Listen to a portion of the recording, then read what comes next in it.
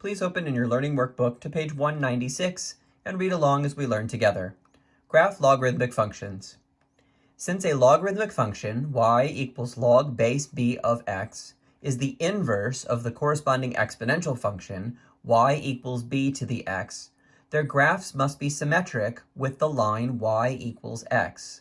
This is illustrated below. Furthermore, since we know that the domain of a function matches the range of its inverse, and the range of a function matches the domain of its inverse, we now know the domain and range of the logarithmic function. This is also illustrated below.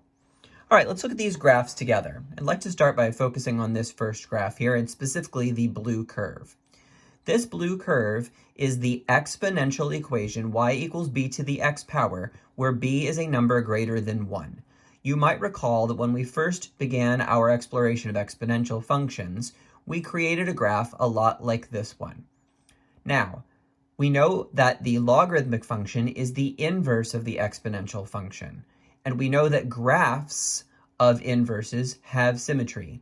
If we take this blue curve and spin it around the dashed line y equals x, then we get the pink curve, which is the logarithmic function.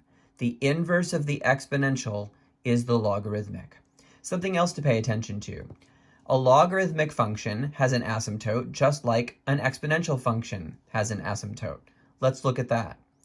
So you might notice this blue dashed line here sitting on top of the x-axis. The exponential function has the x-axis as its horizontal asymptote. But we know that when we find an inverse, we swap x and y. So instead of the asymptote being on the x-axis, it will now be on the y-axis when we create the graph of the logarithm function. Okay, let's turn our attention now to this second graph. This second graph also shows an exponential function in blue, only this time it's for the value of b to be positive but less than 1, or said another way, between 0 and 1. We've seen graphs like this before as well, earlier in this chapter. So, we are going to spin this blue curve around the black dashed line, and the result will be the red curve, the logarithmic curve. And just as was the case with the previous graph, the blue dashed line, x-axis, spins around and turns into the red dashed line, y-axis. Okay, now let's turn our attention to domain and range. When we first learned the exponential function, we learned that the domain of the exponential function is all real numbers, negative infinity to infinity. And we know that because this arrow points to the left forever, and this arrow points to the right forever.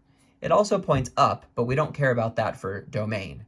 Left forever, right forever. So the domain of the blue curve is negative infinity to infinity.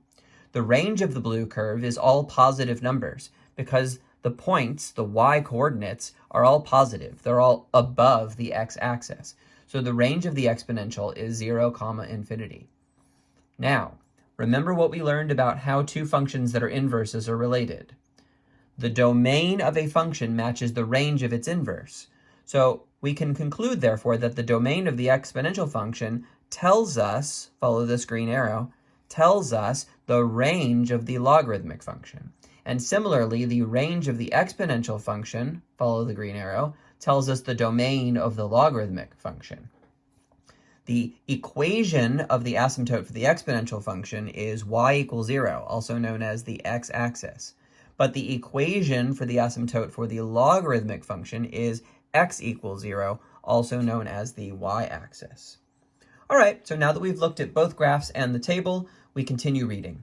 Notice the asymptotes associated with the two functions. The exponential functions approach the horizontal asymptote y equals 0, whereas the logarithmic functions approach the vertical asymptote x equals 0. With these facts in hand, we now turn our attention to graphing our own logarithmic functions.